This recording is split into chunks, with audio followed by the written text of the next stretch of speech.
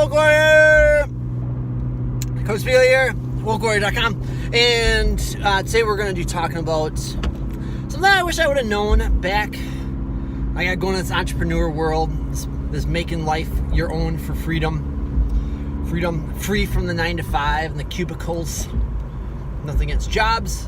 It's just not what you're meant for. That's all.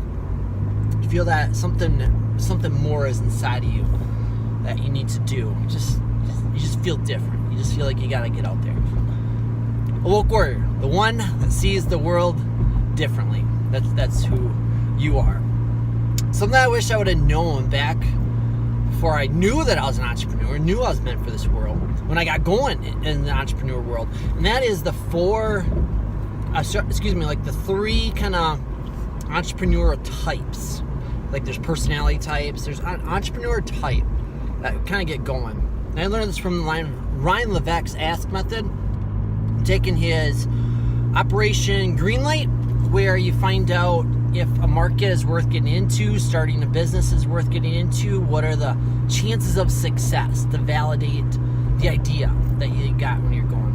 And there's three types, and it's good to know which type you are going into it and kind of what's going to happen apart from it. First way is the business model. So there's a type that you are as an entrepreneur, and then there's the business model. So they also call it like a vehicle. I usually refer to it as the vehicle, the business vehicle. And I really like the expertise model, the expert model. You're the expert, or you pair up with the expert. So you are doing a lot of, this person's sort of a leader, but they're paying for their knowledge, they're paying for their experience, they're paying for the shortcut. They're the expert. They're I think it's one of the better business models, and I'm not alone in that, especially in the beginning. Later, because you can do so much with it, you can attach so much of the other business models to it, the e-com and the SaaS, SaaS, software as a service, and you can do the modality of how you're passing on that information so much. There's the one-on-one, you can do like the courses, you can do just write books and just write podcasts and just have videos. There's so much that you can do. Anyways, let's talk about the three business types. We won't talk about the business models. We'll talk about those some other times. Let's just talk about the business types.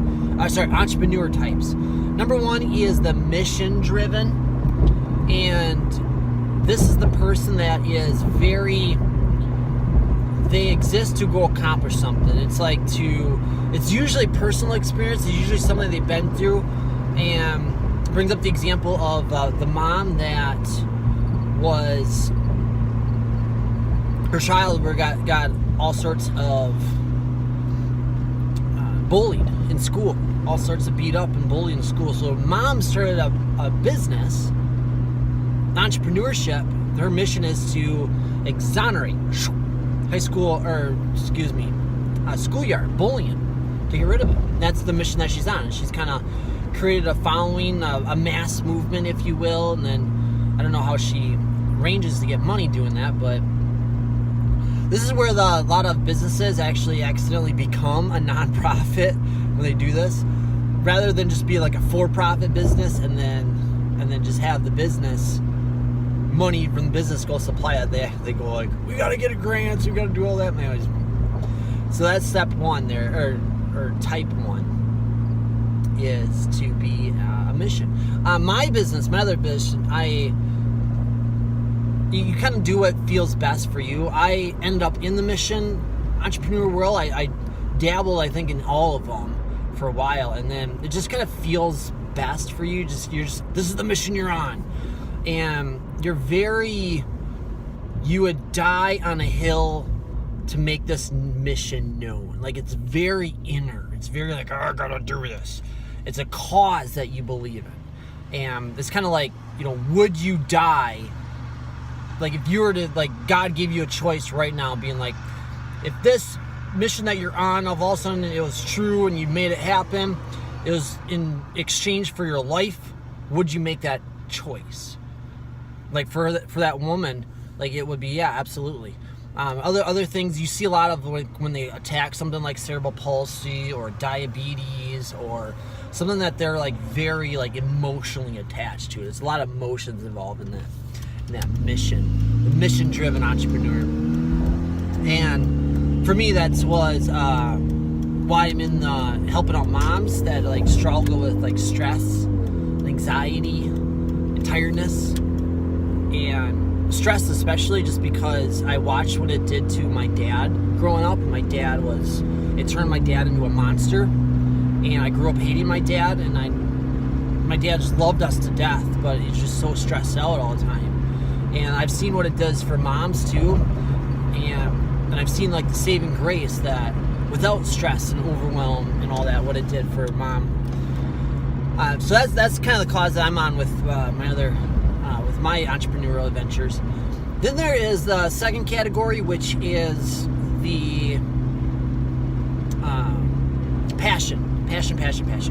Just like straight passion. It's just like, you just love to do this thing. This is very like artsy type stuff.